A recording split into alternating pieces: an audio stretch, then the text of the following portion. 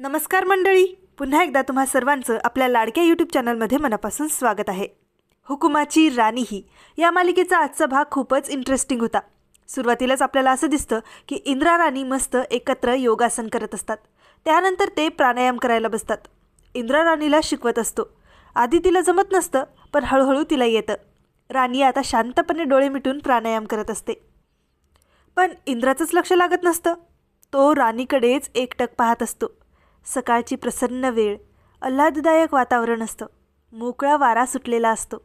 वाऱ्याच्या एका झुळकेसरशी राणीच्या गालावर तिच्या केसांची बट येते आणि ही बट परत तिच्या गालावरून बाजूला करण्याची इंद्राला एवढी इच्छा होत असते, पण का करू का नको ही बट बाजूला असा विचार करता करता इंद्रा एकदाची हळूच ती बट तिच्या गालावरून बाजूला करत तिच्या कानामागे सरकवतो।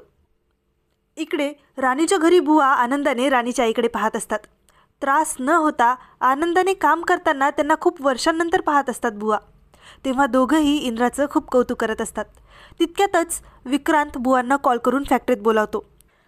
तिकडे इंद्रा आज फॅक्टरीत जाताना राणीला म्हणतो की तू मला बाय म्हटल्याशिवाय कसं जाऊ मी। त्यावर राणी विचारते, मी काय तुमची बायको आहे का तुम्हाला बाय करायला। तेव्हा इंद्रा म्हणतो, अगं पण मैत्रीण तर आहेस ना, मग कर ना बाय प्लीज। तेव्हा राणी त्याला बाय म्हणते। बुवा आणि इंद्रा फॅक्टरीत एकाच वेळी पोहोचतात, पण ते एकमेकांना बघत नाहीत।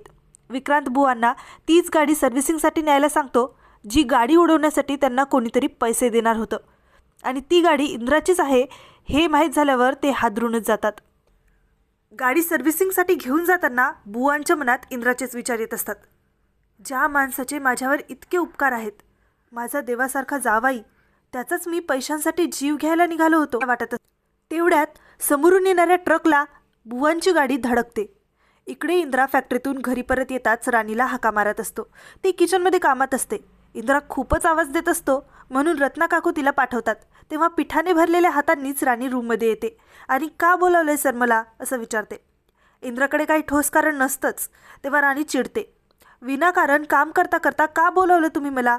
तेव्हा इंद्रा पण चिडून बोलून जातो की विनाकारण उगीच नवरा कामावरून घरी आल्यावर बायकोने त्याच्यासमोर पाणी तरी घेऊन यावं का नाही। पुढील भागात आपल्याला असं दिसतं की इंद्रा राणीला कळतं की बुवा कालपासून घरी परतलेलीच नाहीत। तेव्हा दोघंही त्यांना शोधण्यासाठी जातात आणि हा विक्रांत, उर्मिला आणि मालतीचाच कट असतो। आता पुढे काय होणार हे पाहणं खूप इंटरेस्टिंग असणार आहे। तेव्हा पुन्हा भेटू उद्याच्या भागाबरोबर। तोपर्यंत आनंदी रहा, काळजी घ्या।